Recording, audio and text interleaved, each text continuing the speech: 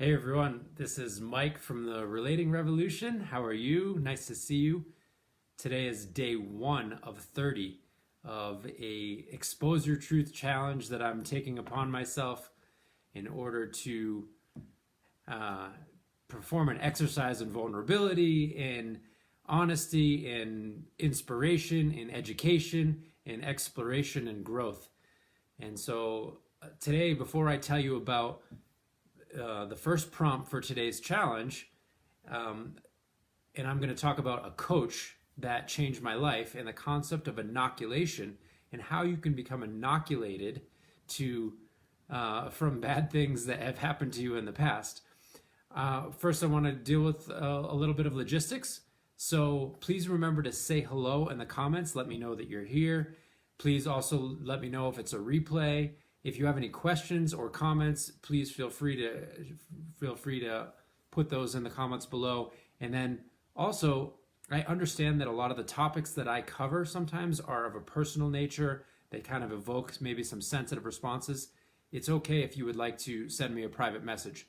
I will attend to those with kindness and consideration. And so feel free to reach out, okay? One last thing is, drop a thumbs up in the comments below, whether you're watching this live or whether you're watching this in the replay. Drop a thumbs up if you would like free access to a class that I did on the Relating Revolution. I absolutely guarantee you that this will be completely unique stuff that you've never heard before on the topic of relating and relationship, and it is timely, valuable, unique, and much needed in this time. And so I want to offer that class to you for free in case you'd like to participate with that. And then our next Relating Revolution group is going to start the week after Valentine's Day. So if you're interested in details about that, please let me know too. So without further ado, no more logistics. Let me talk to you about a coach that changed my life. And first I want to set the scene. The scene is that I'm a freshman in college. I was quite a good hockey player, and so I'm playing ice hockey. I'm on the varsity team. It's rare that I am on the starting lineup. I'm the starting defenseman. I play on the power play. If you don't know what these things mean in terms of the sports analogies, it means that I was kind of like out there when it mattered the most, even though I was a freshman on a high quality varsity athletic team, and that was a rare thing. Hey Jamie, how you doing, man? And so that was a pretty unique and rare thing. And so, hey Joey, nice to see you. And so, starting D as a freshman, and I was confident. I was a bit arrogant. I was a bit cocky, but I had this inner leader in me that has always been there. And so, at the end of that season of like tremendous successes in that season, I did something that harkened back to a desire that I had when I was a very young boy. When I was really young, I used to dream about playing in the NHL. I used to dream about being a professional athlete like so many young kids do. But my dreams were a little bit different, and I didn't realize that they were different until later. I realized that I was dreaming about not the playing, not the money, not the fame, well, kind of the fame, but in a different way. Not the wealth, not the girls, not any of that stuff, but I was dreaming about press conferences that I would have after the games where I would use my position of influence and stature to convince my peers and others to do things to make the world a better place, build hospitals, schools, whatever it was. I was 8, 9, 10 years old, and these were the types of dreams that I was having about being in the NHL. So that was a little bit, so I had this inner kind of like compassion and this inner drive to like make the world a better place, and also to be a leader and to try to kind of lift up others and encourage others. And so at the end of my freshman year, I wrote this coach a very detailed letter. And if I look back on it, I can definitely see that there were things about it that were like arrogant and inappropriate and kind of like a little bit like too big for my britches. But at the same time, within it was embedded all of these like positive qualities of me being a leader, of me trying to stand up for people that I believed were being treated unfairly. I was using my position of kind of power and influence to try to say like, hey, I don't think these people are getting a fair shake. But what ended up happening is that coach absolutely from that point forward blackballed me. I never saw the ice again. And I never saw the ice again, and he could not tolerate my kind of trying to take a stand as a young leader, because it was a threat to his ego structure, right? And so he couldn't separate the good from the bad. He couldn't kind of provide it be a teaching moment about, this wasn't really that appropriate, but what I see here was really something valuable. And he couldn't foster that inner leader in me. And so he shut me down. He benched me. I never played again, even though I was one of the best players of the team as a freshman.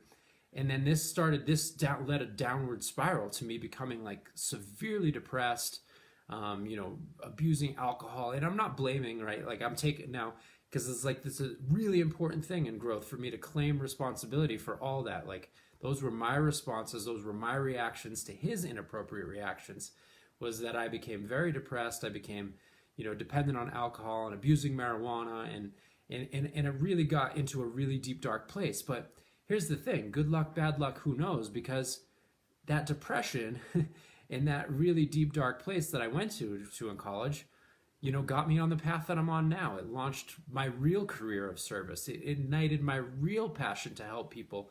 It helped me to get to the place where I'm at right now, where I've gone through this amazing healing journey, and I've studied and I've gained 2 master's degrees, and I've read thousands of books, and I've helped hundreds and thousands of people, and thousands of hours of clinical training and practice, and working one-on-one with people, and now coaching and working in groups and working with couples, and creating this whole relating revolution that is starting to take off and really, really deeply impact couples and their families and their communities. And so so that was all part of it, right? And that was all part of it, and there's no regrets. Nor is this like me kind of saying like, he was a jerk, he was not appropriate, he was really insecure himself, and he didn't, and so this is the part about inoculation.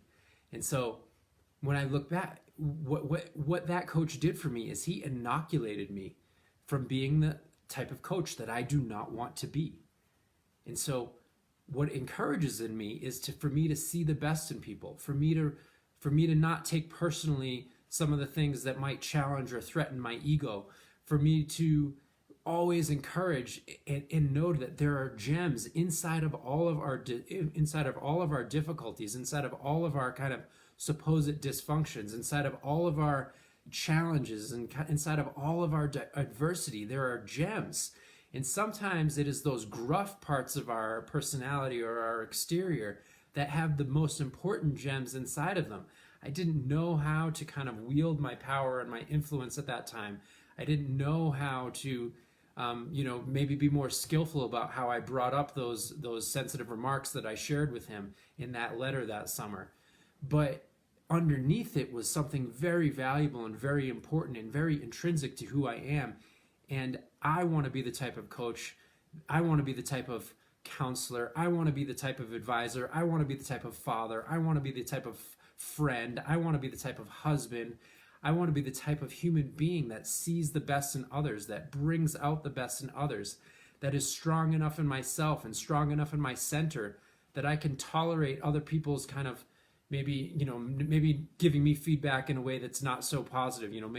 Maybe someone tells me, hey man, I don't like the way you said this or did that. And maybe they say it in a way that's inappropriate, but I can still get the message. I can still be like, there was some valuable feedback there, even though it wasn't delivered in the most positive or nice way. Like, I'm strong enough in my center, I'm strong enough in myself that I can take in that feedback. I can grow from it, because we all have to grow. We all have limitations. We all have blind spots where we can't see exactly the nose in front of our face. And so the world is providing a mirror of reflection for us. And that comes through friends, it comes through critics, it comes through naysayers. And so there's kernels of wisdom in all of it.